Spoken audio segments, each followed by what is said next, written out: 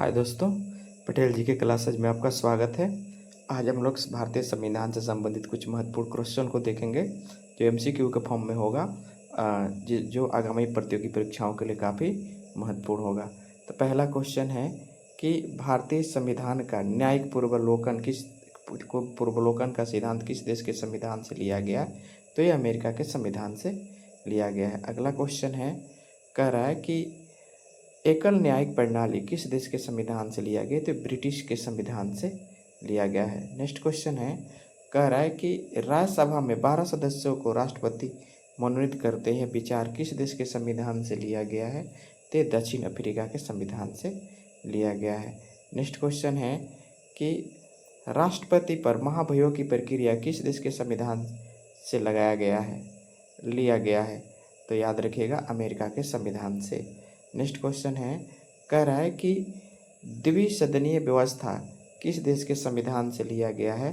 तो याद रखिएगा, ये ब्रिटिश के संविधान से लिया गया। द्विसदनीय का मतलब होता है कि जो भारत का संसद होता है इसमें 2 सदन होता है। जैसे भारत के संसद का निर्माण 3 हिस्सों से हुआ होता है, लोकसभा, राज्यसभा, राष्ट्रपति। तो लोकसभा और राज्यसभा को मिलाने से द्विसदन बनता है, इसी की बात कर रहा है ये।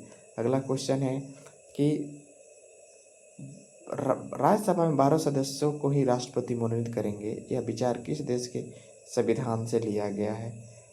तो इसमें थोड़ा सा कन्फ्यूजन है, इसको छोड़ देते हैं। ये नहीं होगा, अमेरिका नहीं होगा, जापान, आयरलैंड हो सकता है।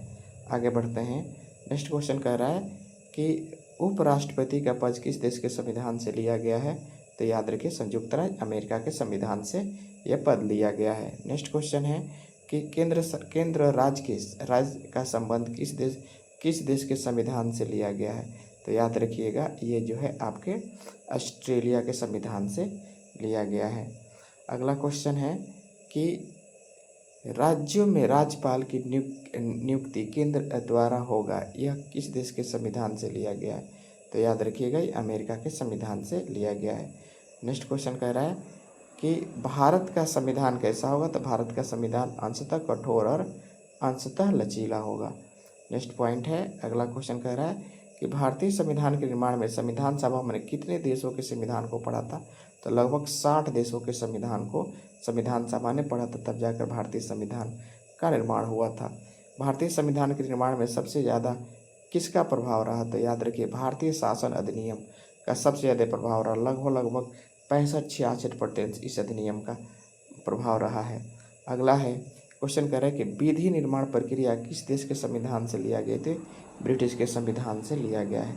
अगला कह रहा है क्वेश्चन कि संसद एवं विधानमंडलों की प्रक्रिया किस देश के संविधान से लिया गया? तो ब्रिटिश के संविधान से लिया गया है।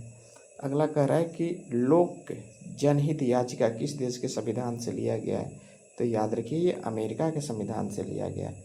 नेक्स्ट क्वेश्चन है, अगला क्वेश्चन कह रहा है कि संविधान संशोधन राज्य विधि द्वारा अनुमोदित प्रावधान किस देश के संविधान से लिया गया है? तो याद रखिएगा, यह जो है आपके अमेरिका के संविधान से लिया गया है।